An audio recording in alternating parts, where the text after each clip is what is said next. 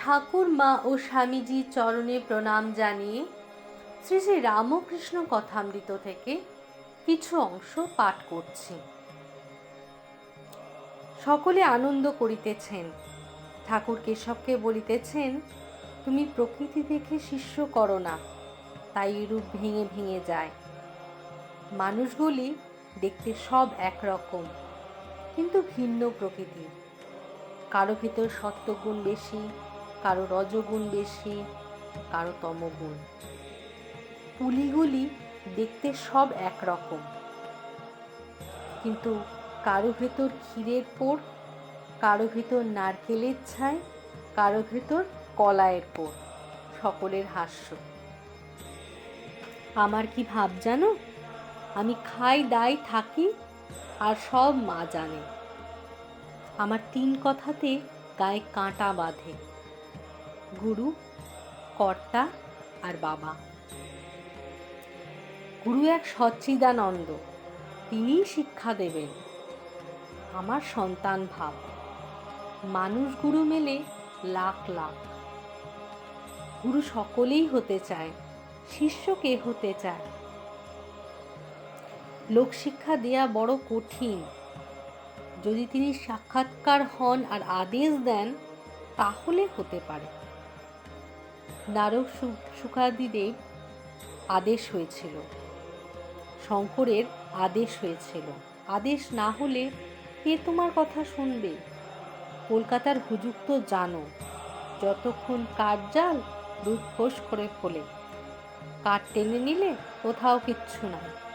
কলকাতার লোক হুজুকে। এই এখানে কুয়ো খুঁড়ছে, বলে জল চাই। সেখানে পাথর হলো তো ছেড়ে দিল। আবার এক জায়গায় খুঁড়তে আরম্ভ করলো, সেখানে বালি মিলে গেল, ছেড়ে দিল। আর এক জায়গায় খুঁড়তে আরম্ভ করলো। এই রকম। আবার মনে মনে আদেশ হলে হয় না। তিনি সত্যি সত্যিই সাক্ষাৎকার হন আর কথা কন, তখন আদেশ হতে পারে। সে কথা জোর কত, পর্বত টলে যায়। শুধু লেকচার 3 কতক লোক শুনবে, তারপর ভুলে যাবে। কথা অনুসারে সে কাজ করবে না। এটি বলে ঠাকুর একটি ঘটনা বলছেন, তার মাধ্যমেই আমাদেরকে বোঝাচ্ছেন পুরো ব্যাপারটা। ঠাকুর বলছেন, ওদেশে হালদার পুকুর বলে একটা পুকুর আছে। পাড়ে রোজ সকালবেলায় বাহ্য করে রাখত, তাই সকালবেলা যারা আসে খুব গালাগাল দেয়। আবার তারপরের দিন সেই রূপ। বাহ্য আর থামে না। সকলের হাস্য। লোকে কোম্পানিকে জানালে, তারা একটা চাপরাশি পাঠিয়ে দিলে। সে যখন একটা কাগজ মেরে দিলে, বাহ্য করিও না, তখন সব বন্ধ। সকলের হাস্য। বলে ঠাকুর বলছেন, লোক শিক্ষা দেবে তার চাপরাশ চাই, না হলে হাসির কথা হয়ে পড়ে। আপনারই হয় না, আবার অন্য লোক কানা কানাকে পথ দেখিয়ে যাচ্ছে। হাস্য। হিতে বিপরীত। ঠাকুর কেন বলছেন যে ঈশ্বরের আদেশ পেয়ে তারপর লোকশিক্ষা দিতে? ঠাকুর এখানে বলছেন, ভগবান লাভ হলে অন্তর্দৃষ্টি হয়, কার কি রোগ বোঝা যায়, উপদেশ দেওয়া যায়। আর কি বলছেন ঠাকুর? বলছেন, আদেশ না থাকলে আমি লোকশিক্ষা দিচ্ছি, এই অহংকার বোধ হয়। আমরা যদি আদেশ না পেয়ে লোকশিক্ষা দিই, আদেশ না পেয়ে লোকশিক্ষা দিতে যাই বা লেকচার দিই, তখন মনে হবে আমি লোকশিক্ষা দিচ্ছি। এই অহংকারটি হয়, যে অহংকারটি খুব খারাপ। ঠাকুর বলতেন, অহংকার ভালো নয়। আমি করছি, এটি অজ্ঞান থেকে হয়। হে ঈশ্বর, তুমি করছো, এইটি জ্ঞান। অর্থাৎ ঠাকুর বলছেন যে অহংকার ভালো নয়, অহংকার করা একেবারে ভালো নয়।